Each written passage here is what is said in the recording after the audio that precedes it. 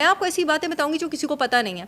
आपकी डाइट में zinc included होना चाहिए। जिंक क्यों इंक्लूडेड होना चाहिए? जिंक आपके पास 3 तरीकों से ब्लड प्रेशर को कंट्रोल करता है। आपकी बॉडी में ब्लड वेसल्स को रिलैक्स करने वाला एक केमिकल बनता है जिसको नाइट्रिक ऑक्साइड कहा जाता है। नाइट्रिक ऑक्साइड एक वेजोडाइलेटर है। मैं आसान लैंग्वेज में बता दूं कि आपकी ब्लड वेसल्स को रिलैक्स करने की, उसकी चौड़ाई, उसके डायमीटर को चौड़ा करने की सलाहियत रखता है। जिंक आपके जिस्म को इस काबिल बनाता है कि नाइट्रिक ऑक्साइड अपना काम कर सके। दूसरा, जिंक आपकी बॉडी में एक एंटीऑक्सीडेंट होता है एसओडी, जिसको सुपर ऑक्साइड डिस्म्यूटेज कहा जाता है, उसको एक्टिव करता है। सुपर ऑक्साइड डिस्म्यूटेज जिस्म में बनने वाला सबसे पावरफुल सोजिश कम करने वाला और ब्लड वेसल्स को साफ करने वाला एंटीऑक्सीडेंट है। तीसरा काम जिंक आपके पास क्या करता है?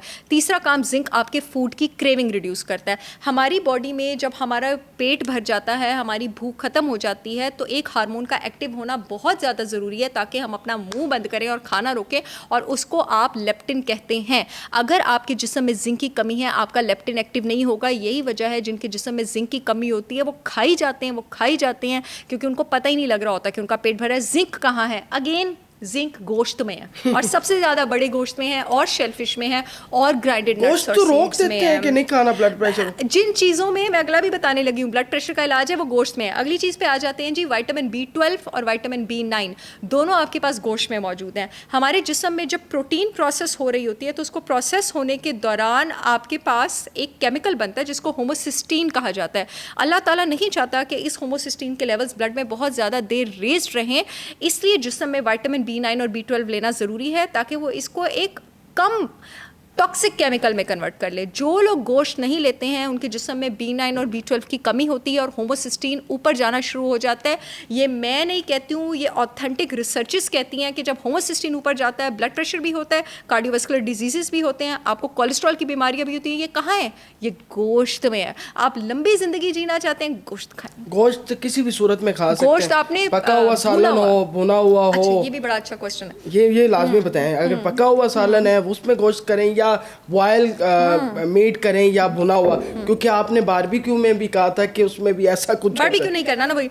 गोश्त पकाते हैं आपने 2-3 चीजें याद रखनी है। गोश्त को आप जितना भूनेंगे, जितनी देर लगा के पकाएंगे, जान नहीं छुड़ानी कुकर लगा के, सारा कुछ फेंक के ऊपर कुकर लगा दिया, सारी जान छुड़ाती है ना, ऐसे ना बोनी लगानी है, भूने, बाजू थकाएं, हिम्मत लगाएं बार-बार। उतनी जितना का भूनेंगे। गोश्त पकाने का एक असूल है, उसको उसकी स्मेल भी जाती रहेगी, स्मेल भी जाती है, और सारा वो एब्सोल्युटली। उसको मैं अंग्रेजी में कहती हूँ, गोश्त पकाने के लिए use moisture, time and parts, यानी उसको ज्यादा पानी में पकाएं, उसको वक्त दे के पकाएं, और गोश्त के सारे हिस्सों को पकाएं। हड्डी को भी पकाएं, चर्बी को भी पकाएं, कार्टिलेज को भी पकाएं। गोश्त को आप हर चीज के साथ खाएं।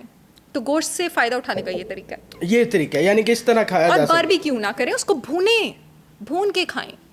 अच्छा, मुझे ये बताएं, गरम मसाला बड़ा इस्तेमाल होता है हमारे घरों के अंदर, ठीक है, उसका कोई नुकसान है? गरम मसाला अच्छी चीज़ है, सिवाय उनके जिनको गर्ड और एसिडिटी का प्रॉब्लम हो, और जिनके जिस्म में हीट स्ट्रेस हो, और जिनको आईबीएस और डायरिया की टेंडेंसी हो। अगर थोड़ी अमाउंट में इस्तेमाल कर रहे हैं तो कोई इशू नहीं है, कोई इशू नहीं है। जिनके जिस्म में आईबीएस हो, डायरिया हो, बिकॉज गरम मसाले में जो स्पाइसेस होती है ना, उनमें एबिलिटी होती है, उनमें कंपाउंड होता है कैस्पिसिन। कैस्पिसिन में एबिलिटी होती है आपके जिस्म के रेस्ट और डाइजेस्ट सिस्टम को, मोटिलिटी को, बावल मूवमेंट को ज़्यादा करने की। अगर आपको डायरियल टेंडेंसी है, आईबीएस है, जिस्म की तासीर गर्म है, स्टूल टूट के आता है, तो आप गरम मसाला अवॉइड करें। अदरवाइज आप गरम मसाला थोड़ा सा यूज़ कर सकते हैं।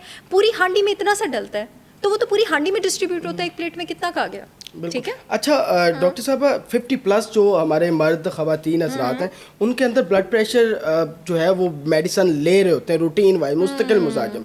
एक तो वो मेडिसन से कैसे, और एक टाइम आता है कि वो मेडिसन असर नहीं कर रही होती, और उसकी फिर वो, इसकी भी मैं वजह बताती हूँ, वो आपको पता है कि उसको भी बढ़ाना पड़ता है ताकि इस ब्लड प्रेशर को कंट्रोल किया जाए। और मैं ये पूछना चाहता हूँ, कुछ ख़वातीन ऐसी भी हैं 50+ जिनको ब्लड प्रेशर होता है और वो अपने आप को मारने लग पड़ती हैं। इन तमाम चीज़ों से उनका हल बता दें जी।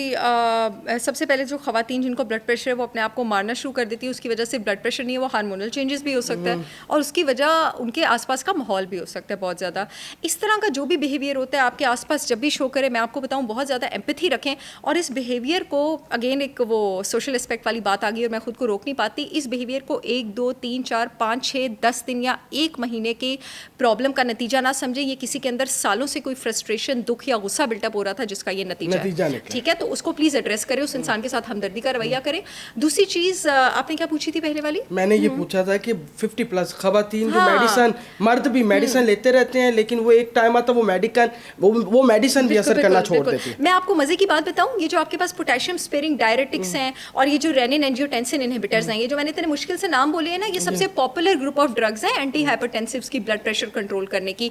ये आपको पता है इनडायरेक्टली क्या करते हैं? सोचें क्या करते हैं ये इनडायरेक्टली जाके, इसलिए ये दवाइयाँ सिर्फ ब्लड प्रेशर की मैनेजमेंट है, उसका इलाज नहीं है। ये इनडायरेक्टली जाके काफ़ी साल बाद आपका इंसुलिन रेज कर देते हैं। तो इंसुलिन रेज करने की वजह से ही तो मैंने आपको बताया आपकी आर्टरी स्टिफ हो रही थी। अब सोचें कि शफा के लिए आप जो चीज़ ले रहे हैं वही कुछ साल बाद आपको जाके मजीद सजा देने वाली है। तो क्या होता है, आपकी डोज पे डोज बढ़ती जाती है क्योंकि वो आपको एक्ट ही नहीं कर रही होती। जब आप थोड़ी देर के लिए डोज बढ़ाते हैं, फिर कंट्रोल आता है, फिर वो इंसुलिन रेस करती है।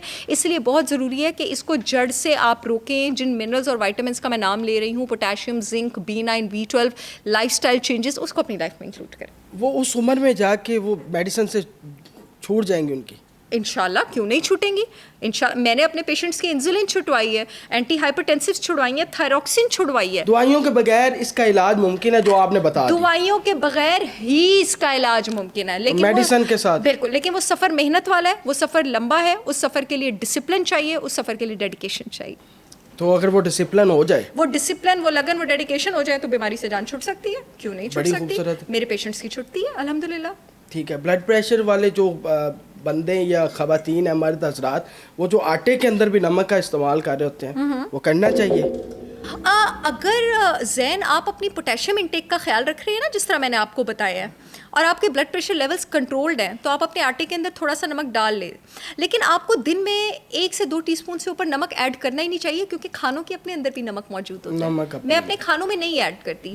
जैसे अगर फॉर एग्जांपल मैं अपने घर में अपनी कुक से अपना गोश्त वगैरह भुनवाती हूँ, तो मैं उसको कहती हूँ मत ऐड करो। गोश्त अपना घी तेल निकालेगा, थोड़ा ऐड कर दिया, अपना नमक निकालेगा, उस जायके की फिर आपको आदत हो जाती है। चावल, इसका तो दोनों मैं पूछूंगा, ब्लड प्रेशर और बैली से क्या ताल्लुक? बड़ा गहरा ताल्लुक है। आपको चावल खाने ही नहीं चाहिए बिला वजह। मैं तो चावल को चीट डे मानती हूँ उसको, तो बिल्कुल, बिकॉज चावल में आपके पास सारा स्टार्च और कार्बोहाइड्रेट होता है, बेली भी बढ़ाता है, और जो चीज़ आपकी बेली बढ़ाती है जैन, वो आपका इंसुलिन भी तो बढ़ा रही है ना, तो वो फिर आपका ब्लड प्रेशर भी बढ़ा रही है। बॉइल्ड राइस भी नहीं खाने चाहिए। चाइनीज खाते हैं, चाइनीज़ तो और भी बुरे हैं। चाइनीज़ में आपको पता है जितने भी सारे चाइनीज़ रेस्टोरेंट्स हैं, वो खाने का इतना मज़ा क्यों आता है? क्योंकि उसमें आपके पास जो चीज़ इंक्लूडेड है उसको कहते हैं MSG, मोनोसोडियम ग्लूटामेट। आप ज़रा सुन लें मोनोसोडियम ग्लूटामेट क्या चीज़ है। जो चाइनीज़ राइस का मज़ा आता है वो इसकी वजह से आता है।